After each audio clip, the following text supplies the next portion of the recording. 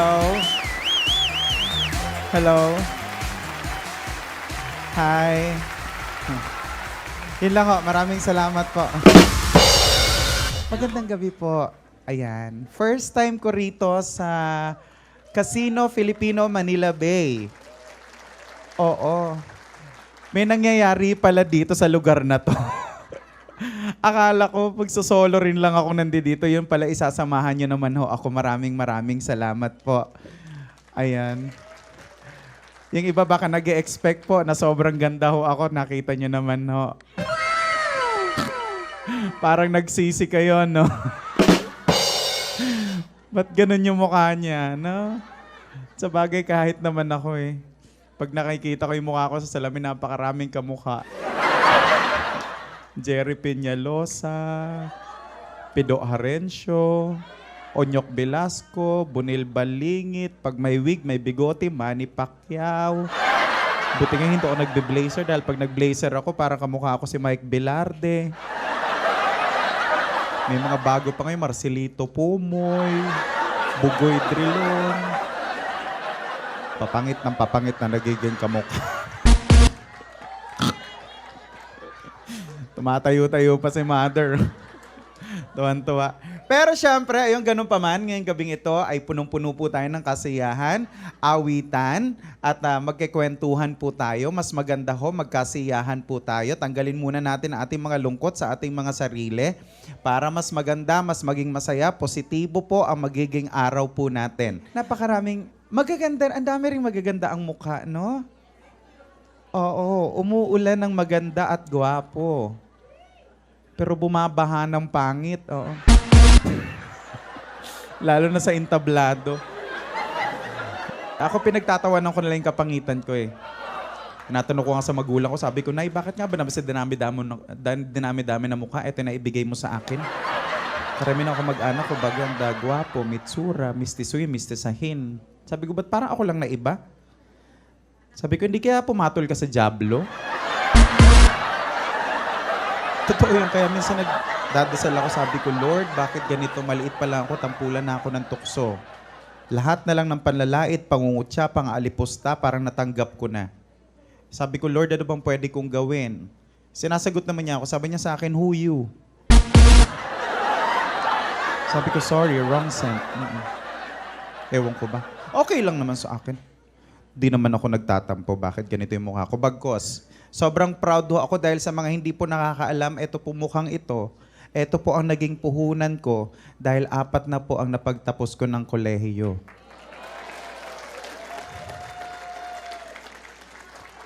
Totoo po yan. Nag-aaway nga kami ng nanay ko dahil hindi niya naman sinabi na gusto niya rin pala mag-aral.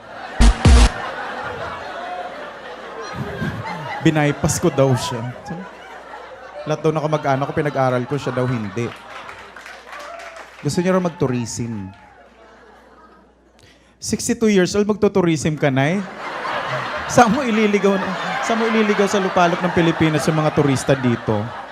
Baka mamaya dalhin mo pa doon ka sa kung saan-saan.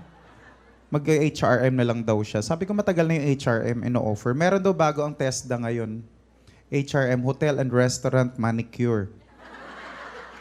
Hindi niya yata mabanggit yung cosmetology. Ewan ko doon, pero okay lang naman. Masaya naman ako kung bakit ganito ang aking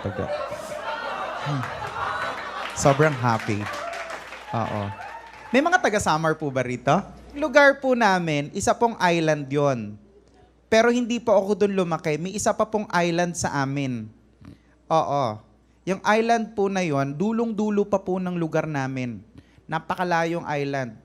Magmumotor ka, bangkang di motor. Doon ho talaga kami. Naka-isolate kami. Magkakamukha po kaming lahat. Mapalalaki, mapababae, ganito po ang mukha. Wala hong pumupunta sa aming may itsura dahil pinapatay.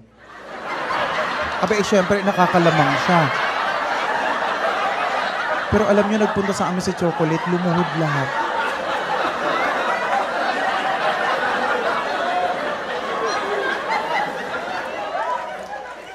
Akala siguro Panginoon nila.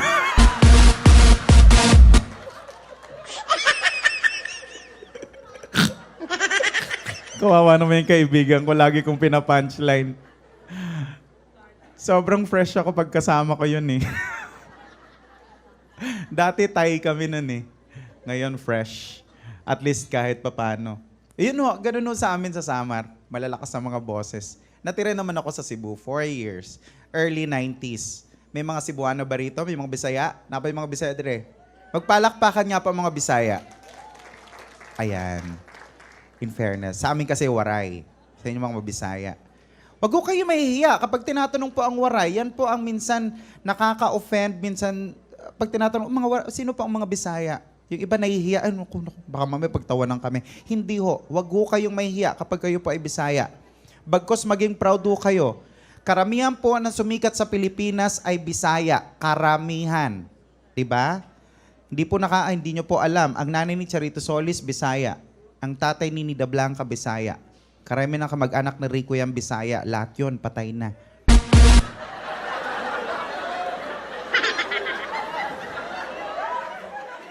Sino po ang mga Bisaya ngayon? Kayo mag-alala. Hindi, loko lang naman ho yun. Sa amin kasi malalakas ang mga boses, karo mo mga tigasin, malalakas, kala mo matatapang. Cebuano medyo may pagkalamalambing ng konti, no? Pag tinanong tungkol saan, taga-asa manday ka?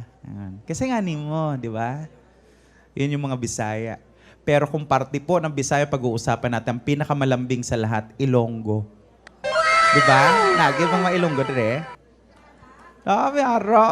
Namit ka di puga. Di ba?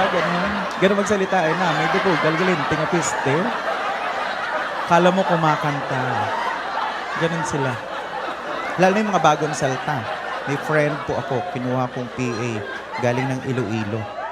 Pag nagtagalog yun, Sir po, kumusta ka na? Kumain ka na ba? Ganun siya. Sabi ko, ay, ang taray oh. Kahit ma-stress ka, malambing pa rin. Nakakatuwa yun. Minsan binibigyan ko yun pag nagkakaroon ako ng racket. Oh, padala mo sa probinsya. Salamat talaga, sir po. Padala ko sa probinsya, pambili ng bigas. Kumakalam na ang sikmura pero nakangiti pa rin, di ba? Ang positibo. Oo. Iniisip ko nga lang, actually nakaranas ako na may nag-aaway mag-asawa. Yung tinitira namin dati sa Muñoz.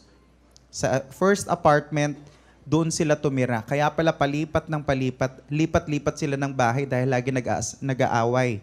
Pinapalipat ng mga kasera. Naku, doon na nga kayo lagi nag-aaway. Pero na-experience ko, hindi ako naniwala. Naghahabol ng saksak yung mag-asawa. Hinahabol ng patalim ng lalaki yung babae. Sabi ng lalaki, alam mo, papatayin kita.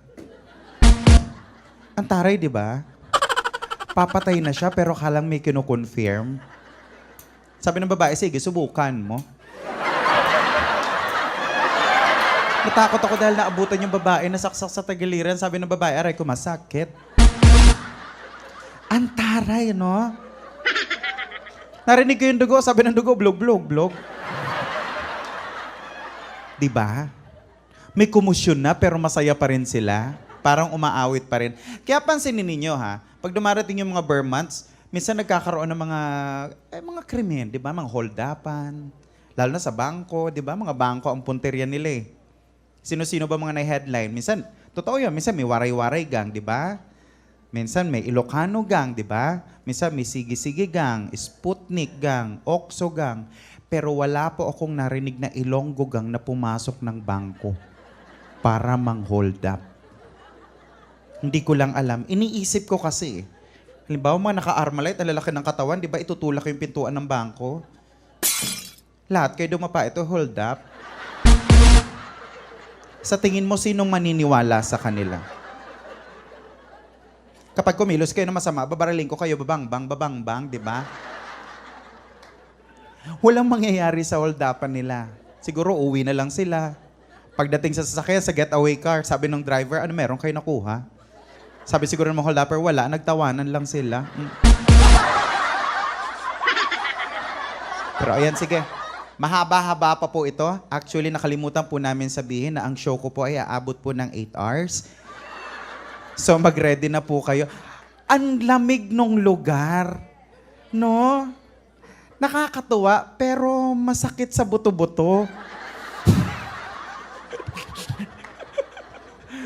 Sabi ko nga doon sa dressing room, sabi ko, paano kaya ito? Baka pagpawisan ako sa kilikili. Paglabas ko, nanginginig ako, nung tinatawag ako. Ang lamig. Pero sige, aawit muna ako. Ito po, para makumpleto ang bayad ko kasi kailangan daw ako umawit.